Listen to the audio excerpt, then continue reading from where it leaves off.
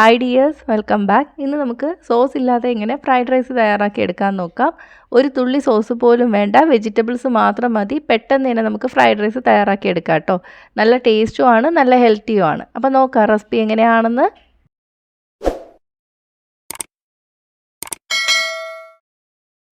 അപ്പോൾ ആദ്യം ഞാനിവിടെ ഒരു വലിയ തക്കാളി എടുത്ത് വെച്ചിട്ടുണ്ട്. ചെറിയ തക്കാളി ആണെങ്കിൽ 2 വരെ എടുക്കാം കേട്ടോ. 4 വെളുത്തുള്ളി, 1 വറ്റൽമുളക്, ഇതെല്ലാം കൂടെ ചേർത്തിട്ട് നന്നായിട്ടൊന്ന് അരച്ചെടുക്കാം. കുട്ടികൾക്ക് കൂടി വേണ്ടിയിട്ടാണ് ഫ്രൈഡ് റൈസ് ഉണ്ടാക്കുന്നതെങ്കിൽ 1 വറ്റൽമുളക് തന്നെ മതിയാവും, കാരണം എരിവ് കൂടുതൽ കഴിക്കില്ലല്ലോ. അപ്പോൾ വലിയവർക്ക് മാത്രമാണെങ്കിൽ 1 പച്ചമുളകും കൂടി ചേർക്കാം കേട്ടോ. ഇതെല്ലാം കൂടെ ചേർത്തിട്ട് നന്നായിട്ടൊന്ന് അരച്ചെടുക്കണം. വെള്ളം ഒട്ടും ചേർക്കാതെ വേണം അരച്ചെടുക്കാൻ.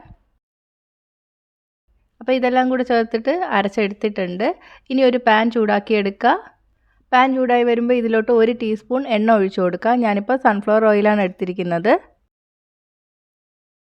എണ്ണ ചൂടായിട്ട് വരുമ്പോൾ നമുക്ക് ഇതിലോട്ട് അരച്ചു വെച്ചിരിക്കുന്നത് ഒഴിച്ചു കൊടുക്കാം. തീ ഇപ്പോൾ മീഡിയത്തിലാണ് ഇട്ടിരിക്കുന്നത്. ഇതിലോട്ട് 1/2 ടീസ്പൂൺ പഞ്ചസാര കൂടി ചേർത്ത് കൊടുക്കാം. 1 നുള്ളു ഉപ്പ്, ഇതെല്ലാം കൂടെ ചേർത്തിട്ട് നമുക്ക് നന്നായിട്ടൊന്ന് വേവിച്ചെടുക്കണം.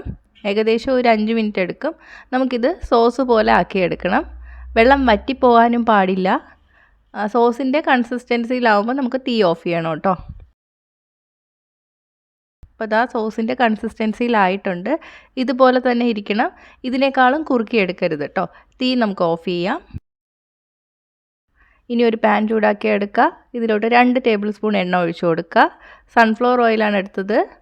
എണ്ണ ചൂടായിട്ട് വരുമ്പോൾ ഇതിലോട്ട് 1 ടേബിൾ സ്പൂൺ വെളുത്തുള്ളി ചെറുതായിട്ട് അരിഞ്ഞത് ചേർത്ത് കൊടുക്കാം. വെളുത്തുള്ളി ഒന്ന് മൂത്ത് വരണം. 1 മിനിറ്റ് കഴിഞ്ഞിട്ടുണ്ട്. ഇതിലോട്ട് നമുക്ക് 1 സവാള നീളത്തിലരിഞ്ഞത് ചേർത്ത് കൊടുക്കാം. ചെറിയ സവാളയാണ് എടുത്തിരിക്കുന്നത്. വലിയ സവാളയാണെങ്കിൽ 1/2 മുറി മതിയാവും. കുറച്ച് ഉപ്പും കൂടി ചേർത്തിട്ടൊന്ന് വഴറ്റി കൊടുക്കാം. നിറം ഒന്ന് മാറി വരണം. ബ്രൗൺ നിറമൊന്നും ആവണ്ട. ഏകദേശം 1 മിനിറ്റ് കഴിഞ്ഞിട്ടുണ്ട്. ഇനി നമുക്കിതിലോട്ട് പച്ചക്കറികൾ ചേർത്ത് കൊടുക്കാം. 1 പിടി ക്യാബേജ് നീളത്തിലരിഞ്ഞത് ചേർത്ത് കൊടുക്കാം. കപ്പിൻ്റെ അളവാണെങ്കിൽ 240 ml കപ്പിൽ 1/2 കപ്പ് വരും. 1 ചെറിയ ക്യാപ്സിക്കം നീളത്തിലരിഞ്ഞത് ചേർത്ത് കൊടുക്കാം. 1 ക്യാരറ്റ് ചെറുതായിട്ട് അരിഞ്ഞത്, 5 ബീൻസ് ചെറുതായിട്ട് അരിഞ്ഞത്. ഇനി ആവശ്യത്തിന് ഉപ്പും കൂടെ ചേർത്തിട്ട് ഒന്ന് വഴറ്റി കൊടുക്കാം. പച്ചക്കറി ഒന്ന് പകുതി വേവാവുന്നവരെ നമ്മൾ വേവിച്ചെടുക്കണം കേട്ടോ. ഫ്രൈഡ് റൈസിന് വേണ്ടിയിട്ടുള്ള പച്ചക്കറികൾ വെന്തുടഞ്ഞു പോകരുത്. ഇപ്പോൾ ഇതാ പച്ചക്കറികളൊക്കെ പകുതി വെന്ത് വന്നിട്ടുണ്ട്. ഈ സമയത്ത് നമ്മൾ ഉണ്ടാക്കി വെച്ചിരിക്കുന്ന സോസ് കൂടി ചേർത്ത് കൊടുക്കാം. നന്നായിട്ട് ഇളക്കി കൊടുക്കാം. 1 നുള്ളു ഗരം മസാല, നന്നായിട്ട് ഇളക്കാം. ഇനി ഇതിലോട്ട് നമ്മൾ വേവിച്ച് വെച്ചിരിക്കുന്ന ബസ്മതി റൈസ് കൂടി ചേർത്ത് കൊടുക്കാം. ഇത് 1 കപ്പ് ചോറാണ്, 200 ഗ്രാം വരും.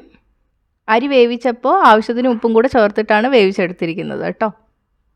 നന്നായിട്ട് ഇളക്കി കൊടുക്കുക. 1/2 ടീസ്പൂൺ മുതൽ 1/4 ടീസ്പൂൺ വരെ കുരുമുളക് പൊടി കൂടി ചേർക്കുക. നന്നായിട്ട് ഇളക്കുക. ഇനി ലാസ്റ്റായിട്ട് നമുക്ക് കുറച്ച് സ്പ്രിംഗ് ഓണിയനും കൂടി ചേർത്ത് കൊടുക്കാം. നന്നായിട്ട് മിക്സ് ചെയ്തതിന് ശേഷം നമുക്കിത് അടച്ചു വയ്ക്കാം. തീ ഓഫ് ചെയ്യാം. അപ്പോൾ നല്ല ടേസ്റ്റി ആയിട്ടുള്ള ഫ്രൈഡ് റൈസ് റെഡി ആയിട്ടുണ്ട്.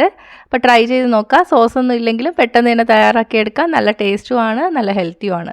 അപ്പോൾ ട്രൈ ചെയ്യുക. ട്രൈ ചെയ്തിട്ട് നിങ്ങളുടെ അഭിപ്രായങ്ങൾ കമൻറ്റ് ചെയ്യുക. ഇഷ്ടമെങ്കിൽ ലൈക്കും ഷെയറും ചെയ്യുക. ഇഷ്ടപ്പെട്ടില്ലെങ്കിൽ ഡിസ്ലൈക്കും ചെയ്യുക. കൂടുതൽ റെസിപ്പികൾക്കായിട്ട് ചാനൽ സബ്സ്ക്രൈബ് ചെയ്യാനും മറക്കല്ലേ.